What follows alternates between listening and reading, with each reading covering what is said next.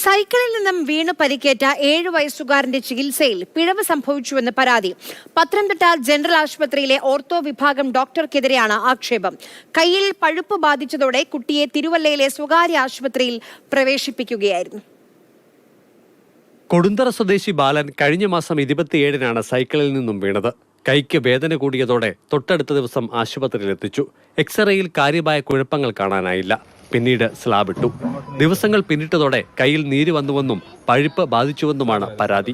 ആ പ്ലാസ്റ്റർ ഇട്ട് കഴിഞ്ഞ് എന്നോട് പറഞ്ഞു പ്രത്യേക ചൊവ്വാഴ്ച കൊണ്ടുവന്ന് ഓർത്തോ ഡോക്ടറെ കാണിക്കണമെന്ന് പറഞ്ഞു. നമ്മളത് ഓർത്തോ ഡോക്ടറെ കൊണ്ടുവന്ന് കാണിച്ചു. അപ്പൊ ഡോക്ടർ അത് നോക്കിയിട്ട് പറഞ്ഞു, കുഞ്ഞല്ലേ, അസ്ഥികരിച്ച പിന്നെ വലിയ ഇതൊന്നുമില്ല, അത് കിടക്കട്ടെ, നമുക്ക് അടുത്ത ചൊവ്വാഴ്ചത്തേക്ക് മാറ്റാം എന്ന് പറഞ്ഞു. നമ്മളത് കേട്ട് തിരിച്ചിഞ്ഞു പോന്നു. ആ തിങ്കളാഴ്ച ആയപ്പോ കൈക്ക് നല്ല വേദനയായി, നീരുമായി, പഴുപ്പായി. വീണ്ടും ജനറൽ ആശുപത്രിയിൽ എത്തിച്ചു. പഴുപ്പ് നീക്കം ചെയ്ത് മരുന്ന് വെച്ചു. തുടർ ചികിത്സയ്ക്ക് കോന്നിയിലോ കോട്ടയത്തോ മെഡിക്കൽ കോളേജ് ആശുപത്രിയിൽ കൊണ്ടുപോകാനായിരുന്നു നിർദ്ദേശം. എന്നാൽ കുട്ടിയെ രക്ഷിതാക്കൾ തിരുവല്ലയിലെ സ്വകാര്യ ആശുപത്രിയിൽ പ്രവേശിപ്പിച്ചു.